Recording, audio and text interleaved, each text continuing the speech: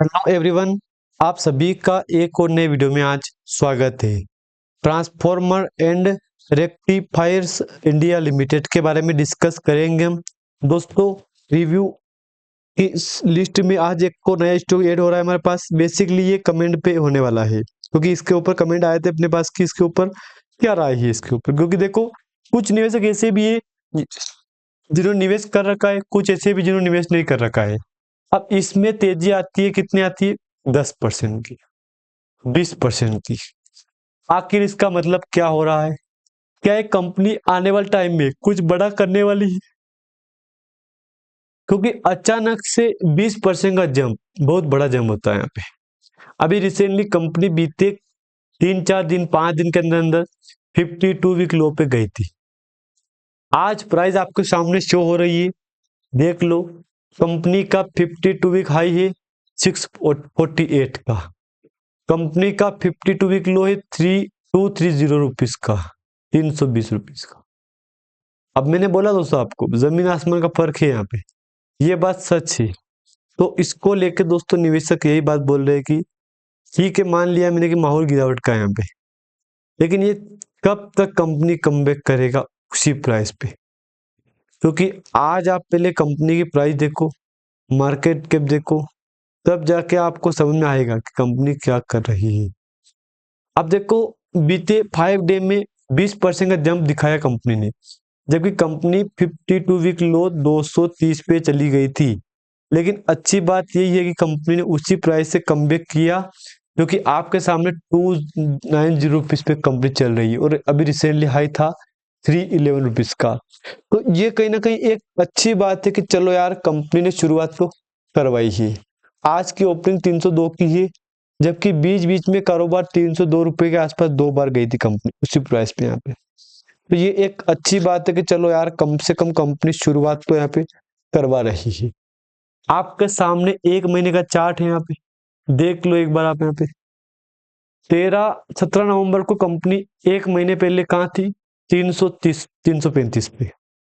उसी प्राइस से कंपनी कहाँ पे आ गई यहाँ पे? ये बहुत बड़ी गिरावट दोस्तों, कंपनी बहुत बड़ी गिरावट करवाई है यहाँ पे ये। अब तो उम्मीद एक ही है कि कब तक अगर तेजी आ जाए कब तक आ जाएगी, क्योंकि देखो प्राइस भी देख लो एक बार आप यहाँ पे। 1 महीने में गिरावट है 13% की, 6 महीने में तेजी है कंपनी में 42% की। देख लो, 42% का जब आपको देखने को मिला है। अब देखो, बड़ी बात यह है कि 42% तो बहुत बड़ा होता है यहाँ पे। 42% गिरावट हुई कंपनी में, क्या करो? अगर आपके सामने में 1 साल का चार्ट ओपन करो, क्या बोलोगे इसमें? इसमें हाई कितना था कंपनी का? देख लो आप यहाँ पे, 1020 रुपए का।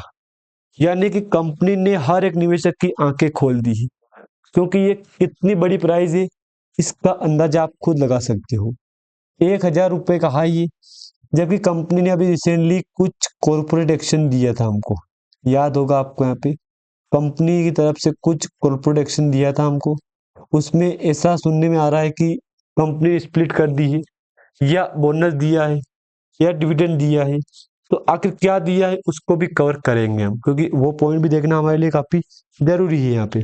सबसे पहले आप देखो यहाँ पे 5 ईयर का प्लान देखो एक बार आप यहाँ पे। 5 साल में कंपनी ने आपको लगभग, देख लो, क्या बोलोगे? जब कंपनी, मुझे जान लग नई कंपनी है ये, देख लो।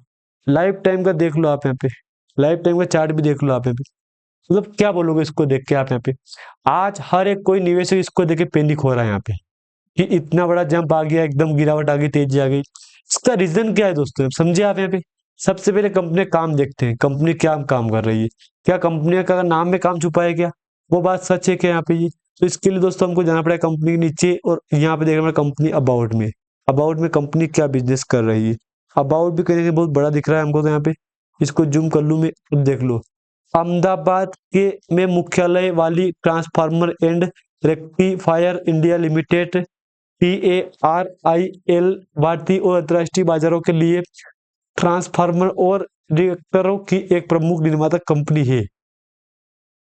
कंपनी का लक्ष्य ट्रांसफार्मर एंड निर्माण उद्योग में पावर फर्नेस और रेक्टिफायर ट्रांसफार्मर के शीर्ष निर्माता के रूप में अपनी राष्ट्रीय और अंतर्राष्ट्रीय उपस्थिति को मजबूत करना है।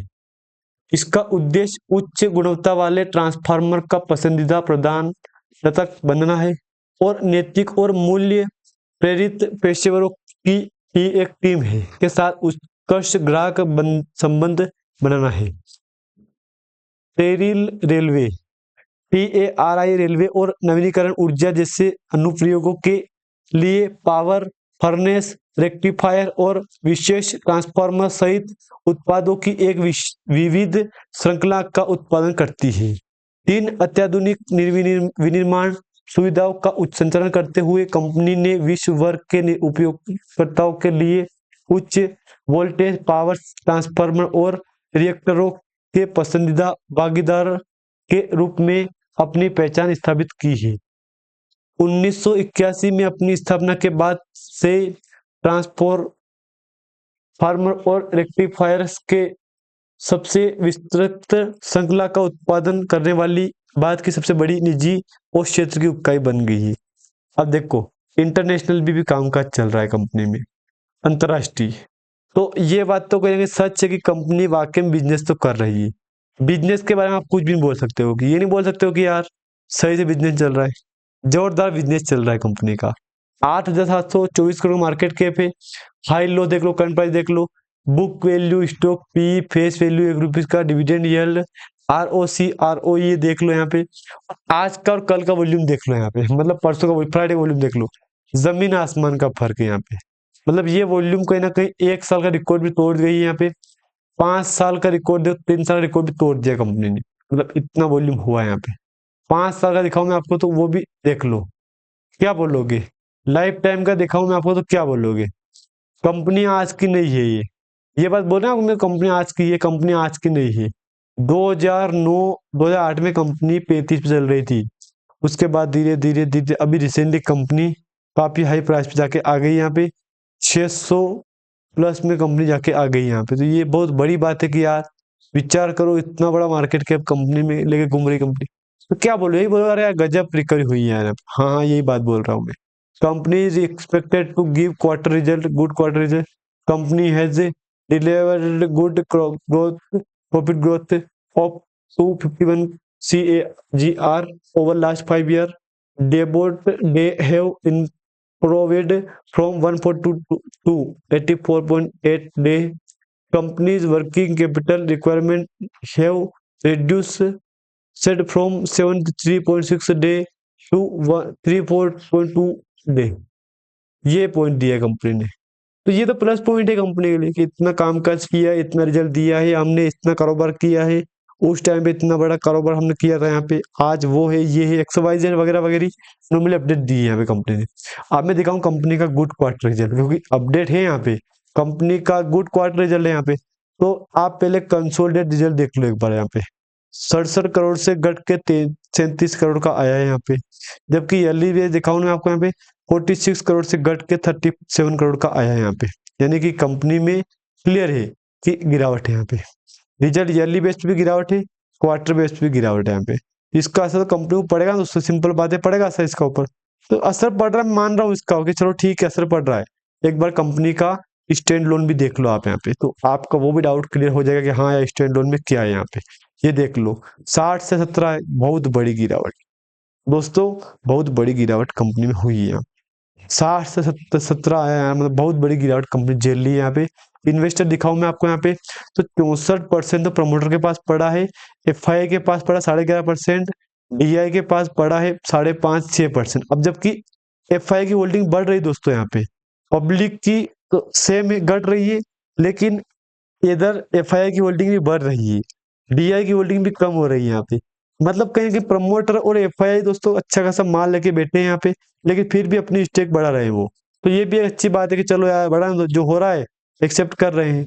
अब कंपनी के ऊपर कुछ अपडेट है यहाँ पे, उनको देख लो आप यहाँ पे कि नियम 30 LODR के तहत घोषणा आदेश का पुरस्कार आदेश प्राप्त है। 4 दिसंबर पावर ग्रिड से 53.33 करोड़ रुपए का HVDC कन्वर्टर ट्रांसफॉर्मर का ऑर्डर डिलीवरी अगले वित्तीय वर्ष तक। तो ये तो बहुत बड़ी बात दोस्तों कि यार कंपनी को एक बड़ा ऑर्डर मिल गया है। जबकि इसी से पहले कंपनी को 25 नवंबर को गेटको ने 53 ट्रांसफार्मरों के लिए 400 करोड़ रुपए का ऑर्डर दिया, डिलीवरी अगले वित्तीय वर्ष में होगी। तिमाही ऑर्डर बुक 493.42 करोड़ रुपए रहा है। तो ये तो एक अच्छी बात है कि चलो यार कंपनी को कम से कम शुरुआत हो रही है, ऑर्डर तो मिल रहे हैं यहाँ पे।